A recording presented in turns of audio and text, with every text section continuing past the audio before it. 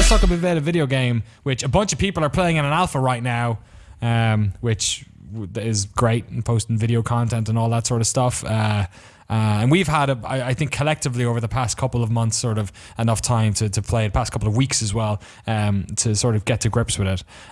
Aaron, you're basically like, yourself and Ryan are basically like the Battlefield experts here in the office. Mike, you played a bunch as well. You're our like World War I expert as well. Yes, so. I love Battlefield series. I used to play in a Vietnam clan. I haven't been too into it since Battlefield 3, I'll say. But I thought it'd be cool to get the three of us here together and just sort of like talk shop, like say, okay, what do we think of Battlefield 1? We've played like put like hours into it at this stage, some of us more than others, and what do we feel about it? Aaron, first of all, what's your take on Battlefield 1? My first impression when I fired up Battlefield 1, and we played it at E3, it was the closed alpha build, so there's a lot that can still change between now and when they're done, was they listened to fan feedback and they got it this time. Like, I think they understand like how to make classes different. They understand how to make objectives more fun. They understand like finally that people, when they said destruction, they meant building destruction and ground deformation. Just everything at this stage feels so competent and awesome.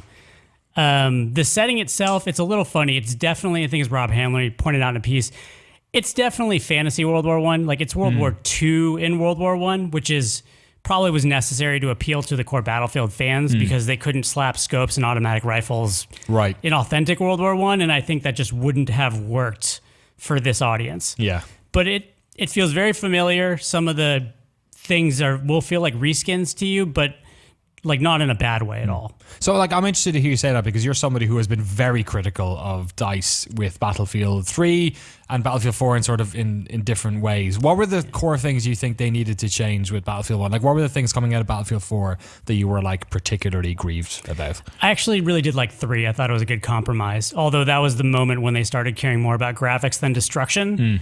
And then that carried through to 4, where I just felt 4 was very conceptually weak. It just had no identity. Yeah. They kind of threw it's like everything 3.5 or something, it kind of felt like.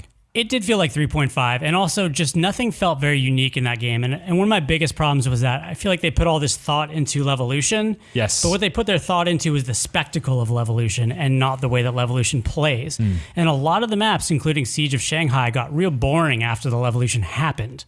Or the Levolution was crazy underwhelming. Yeah.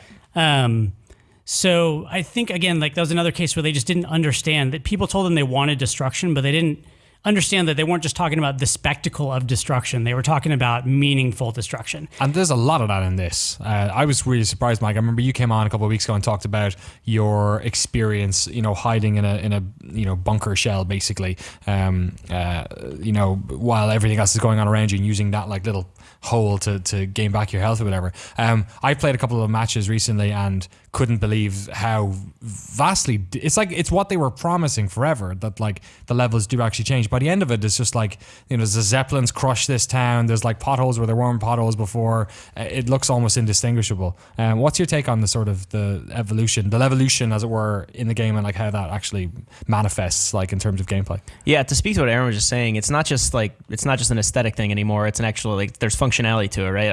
I told that story about like there's 5 of us holding out in this outpost. You could hear artillery coming in. The sound design in this game, even like in the alpha, is unreal. It's it's integral to how you play and like what you're doing and what you think you should do next and whatnot. But you hear the whistle of the artillery come in. 4 other people get killed. I'm half dead. But the artillery itself created a crater that I crawled into. Didn't even have to fire my gun. I just waited there to hold down the outpost until more people can get there in like armored trucks. And then there's footage of me from when I'm sniping. I'm the scout. Rob and I were playing a match back at E3. And went into this like attic of this, or like the loft of a barn. There's a small window with like a little windowsill over it. It's like, oh shit, I can't see anything. All of a sudden, half the place gets torn away by the enemy team because he knew I was in there, so he was just like pummeling it. So I went prone, killed a few people. The window itself got torn out, so I like had like a sight line all of a sudden that wasn't there 5 seconds ago. Yeah, Mike, it's a game of those types of stories. Like we're all exchanging those stories, which like reminds me of kind of a bit like Bad Company, where you'd have, and people have been talking about they should go back to Bad Company for years, and this feels really close to it. We were kind of talking about it earlier, Aaron. I had a situation earlier which felt like it was taken right out of Saving Private Ryan, where it was like, oh, I'm in a clock tower sniping people. I've had like real trouble on the ground, artillery, sort of like learning the pace of Battlefield again, but up in this clock tower, or up in this like windmill, I guess it was. I was feeling really confident. movement. There was a bit of the wall broken off, and it was a good spot. It was facing 2 control points. I killed like 7 dudes in a row, which are like with the like leading scope where you're like shooting where they're going to be, which is so satisfying. They also added in bullet drag this time, which is really fascinating. So the bullets actually slow down over distance. Wow, I didn't realize that actually. So it'll make it so people who are snipers or scouts or even support will have to be a little bit more skilled. Yeah, and probably can't murder you from halfway across the map necessarily.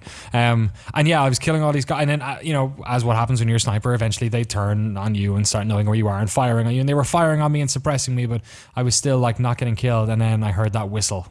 Yeah. And the next thing, the whole thing just blew up, and it was like, you know what? That was all right. I don't mind getting killed that way. How do you feel the vehicles are turning out this time around, Aaron? The vehicles will feel very familiar to Battlefield 3 and 4 fans. You have a car which is essentially the same as the MRAP, right? Which was just the light fast vehicle. You have, I think, a heavy tank which is very similar to the Amtrak from 3. Right. So you'll feel right at home if you play Battlefield. And I'm assuming one of the things they wanted to accomplish with this World War setting was not to alienate Battlefield fans, and they wanted things to still feel familiar to them. So the vehicles feel good. They feel familiar. There's nothing like we haven't seen the horse yet. Right. Yeah. Which is the one thing where I don't think they could. I mean, unless they make it exactly like the motorcycle. Right. Yeah. You know what I'm wondering about the horse though? It's kind of funny.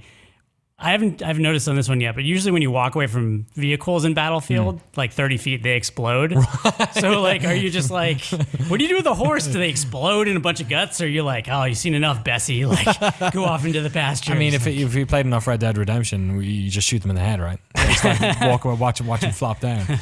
There's something about this which feels very reminiscent of playing 1942, where there are these massive battles, and in a way, maybe it's because I've been playing a lot of Overwatch recently, and you feel like you're so engaged in like the victory, but there's so much about this game where you do feel like you're a small cog in a big battlefield. Is that okay, do you think, Mike? Because obviously like feeling like you're engaged in, like you're important to success is clearly important in of itself. Yeah, I mean, there's so many ways to be integral to your team. Just today, or just, like I was watching someone on YouTube or whatever, but at E3, I was playing and I was a scout, and I spent like maybe 3 total minutes just running around the edge of the map to get to the monastery. It's like the map that the closed alpha had, the San Quentin Scar. And I spent about 3 minutes just running around the edge. Didn't see anybody. Nobody saw me from what I know. But then I got to the monastery, locked it down. I didn't fire a single shot for like 5 total minutes. But it still was a capture point, which is a huge deal. Right, yeah. I mean, like, it's so impressive how the scale of these battles changes, despite the fact that they are massive. I prefer playing as a scout if I haven't like hinted at that yet. So I'll be trying to hit someone from across the map. I'll be waiting for them to stand still from like 100 yards away, so I can get the shot. But then I'll go into a farmhouse with my pistol out. Some guy with a hatchet will just smoke me. The actual scale, like switching from close quarters to long range to this tank was coming at me, and I ran behind a wall, and I still wasn't used to destructible environments yet. So I was like, all right, I'm safe. I'm just going to try to play cat and mouse around this wall. No, he just blew it up, and I was staring him in the face.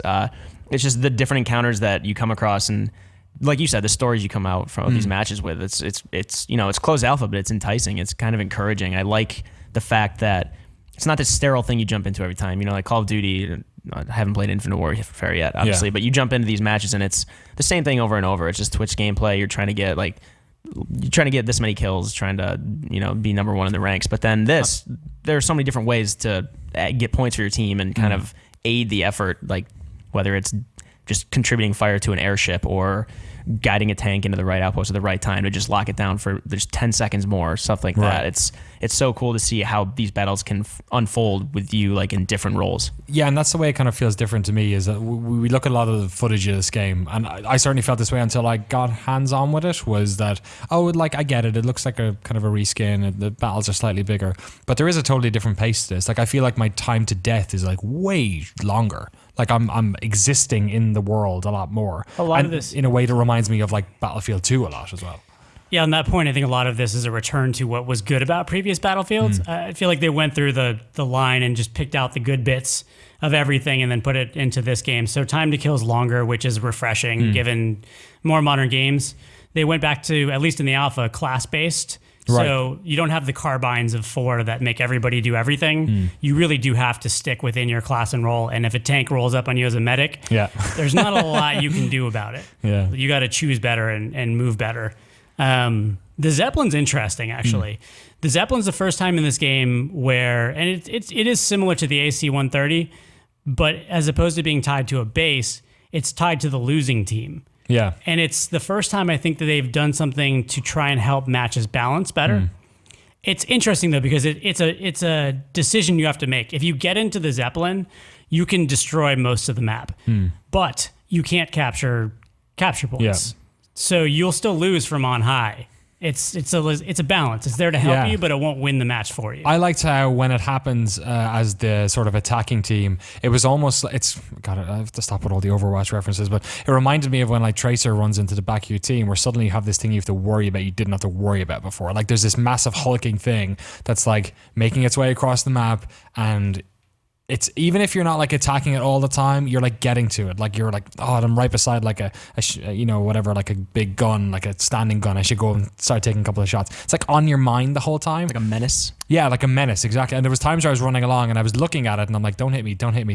And you can see it kind of going boom, boom, like hitting near you. And I was like, ugh. And then it like made me change the direction I was going in to try and get to the objective. So yeah, it's a really interesting, like intimidating sort of factor there. And like, it's one of those moments where I think it was like maybe it wasn't Caspian Border. What was the one with the large telephone pole in the middle of it? Was that was Caspian Border? Yeah. So I remember like seeing that fall down for the first time was like wow, and like just sitting back and going, that's awesome, man. When that Zeppelin blew up, it was like hell. It was like raining down, and I saw like cars driving away trying to get away from it, and it's just awful. Like it's just this flaming like mass. And then the fact that like later then in that map, I was trying to like get one of the objectives with a little battalion or a squad, and like we were just like literally jumping over parts of the thing that had like torn this village apart.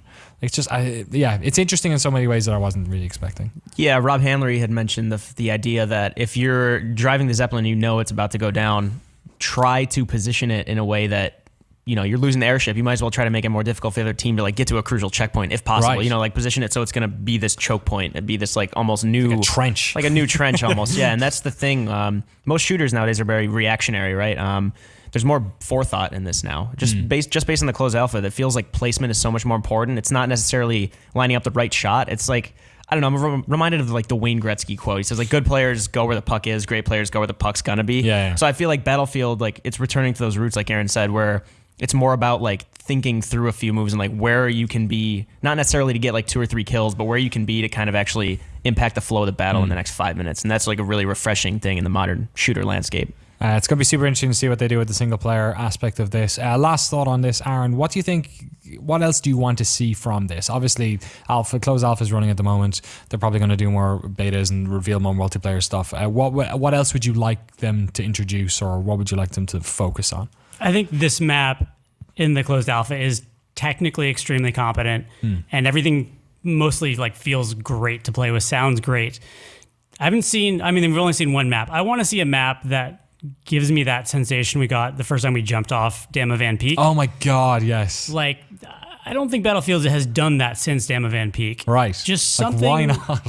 Something that just like blows you away that you've never seen before. Yeah. I think you always want that from a game. So I think at this stage they have technical competence. They've taken the best bits of other Battlefields and put them in place. Everything's in line right now for them to really just blow you away with something. And I haven't seen that something just yet, but the Zeppelin's probably the closest thing to that. Yeah. But I'm excited to see what else they have up their sleeve. That'd be cool. Yeah, some messed up maps. We'll have to see. I mean, it's been a lot of diversity in the maps in what they've shown in the trailer. So I don't know. Maybe we'll get something cool there. Thank you both for coming on and talking about the Battlefields. I don't think it'll be the last time we're going to be talking about it this year. So I look forward to getting you both on in the future again to talk about it.